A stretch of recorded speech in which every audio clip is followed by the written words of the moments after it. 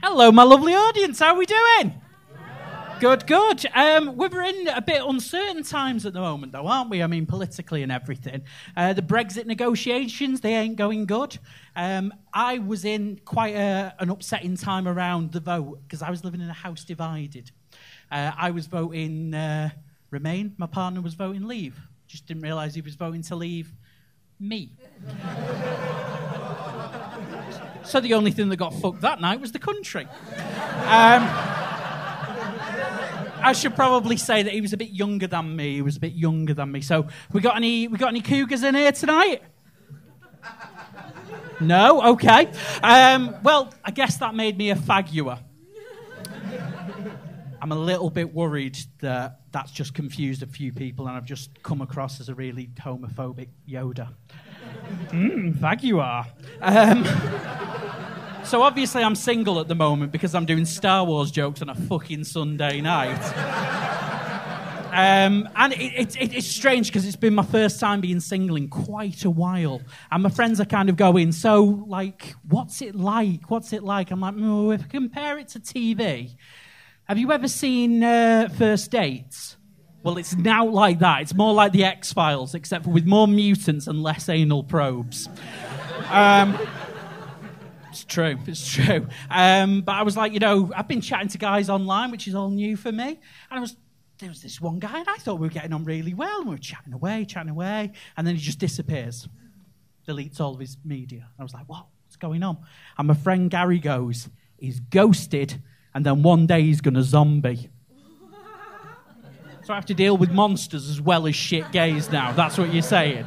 But he was like, no, he's ghosted, he's disappeared, and then one day he's going to zombie, he's going to resurrect. I'm like, I get it now. So let's run with that metaphor. So I went out with this one guy, and he was a werewolf. It's always the hairiest guy that I point to when I say that. Oh, is it? Fortunately. Yeah, so he was a werewolf. Nice guy by day, hairy twat by night. No offence. So I went out with this one guy who was a vampire. What's that mean? Swoops in, drains the life out of you, fucks off into the night. Went out with this one guy who was a mummy. What's that mean? So fucking fragile, he needed wrapping in cotton wool. And then there's the last guy, the devil himself. Now, this devil is a really hot and fiery guy that you really want to get to know. You really want to get to meet up with him in real life. But to actually get him to appear in front of you involves some elaborate summoning ritual where you have to promise him your immortal soul, not your arsehole. And I'll be honest, probably not worth it, is it? Not worth risking eternal damnation for an unenthusiastic blowjob and a cheeky Nando's. But dating in the real world isn't going much better either. Because, I was out the other week and I saw this guy and I was like, I recognise you from somewhere. Can't think where. Recognise you, though. But, got his number because he hesitates, masturbates. And we're chatting away, and I'm trying to work out where do I know this guy from. And I said, maybe we work together. And I just said to him, where do you work? And he says, porn. Now, I just needed to be really specific here because he could mean, cash converters. But no, he actually meant adult entertainment. He was a porn star. And I'm looking at his face, and I'm like, I still don't see it. Then he sent me a dick pic, and I was like, oh, yeah. Titanic 2. This time it's not just the ship that goes down. But, yeah, no, it was all right. It's all right. And then we've been going out. My best friend's not on board, though.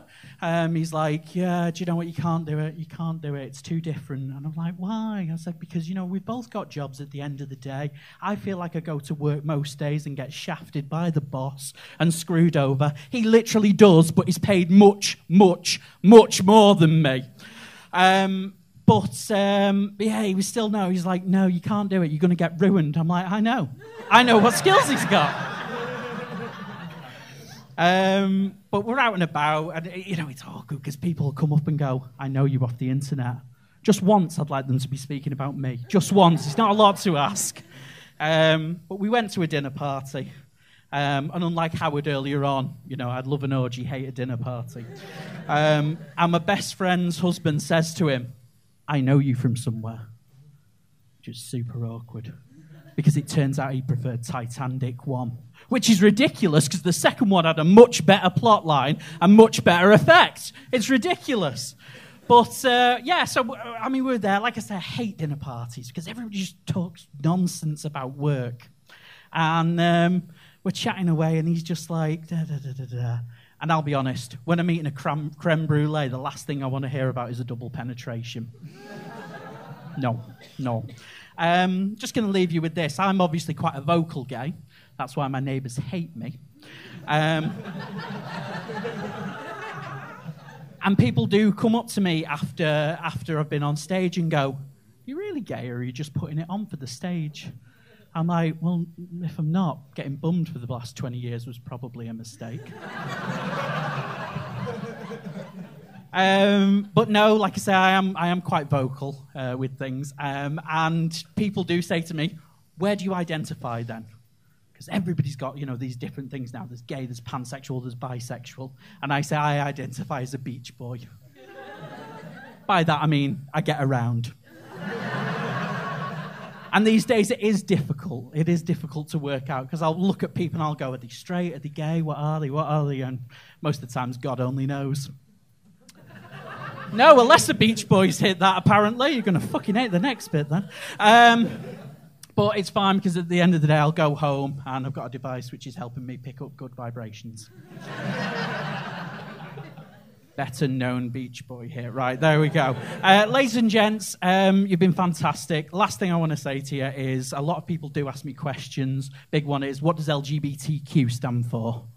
And I always kind of say, I'll answer any questions. And I've got my friend who's like, always trying to help out. And he's going, I know, it's a sandwich order.